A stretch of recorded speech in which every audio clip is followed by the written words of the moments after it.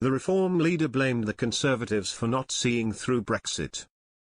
Nigel Farage hit out at the Tories for not securing a post-Brexit trade deal with the US after Donald Trump unveiled sweeping tariffs.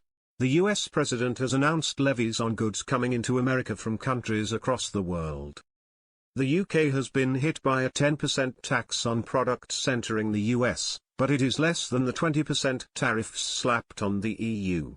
Reform UK leader Mr Farage said, 10% tariffs from the USA are bad news, but better than 20% for EU members. If the Tory government had delivered quickly on Brexit, we would have had a free trade deal years ago. This deal is still achievable.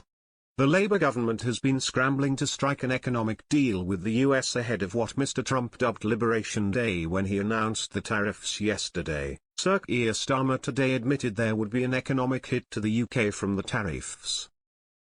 The Prime Minister indicated that he would fight for a trade deal with the US rather than immediately respond with retaliatory measures, although he stressed that nothing is off the table. Conservative leader Kemi Badenoch said Mr Trump's tariffs will not make the US wealthier, but they will make all of us poorer, as she urged the Prime Minister to strike a deep and meaningful trade deal with the US. She said, leaving the EU has left us in a stronger position on trade. We now have an independent trade policy, but this only works if it is used properly by people who know what they're doing. The only party with any recent experience of negotiating deals is the Conservatives. We are here and ready to help in the national interest. It's time for the Labour government to get a deep and meaningful trade deal with the US that removes these tariffs and delivers growth without compromising on standards.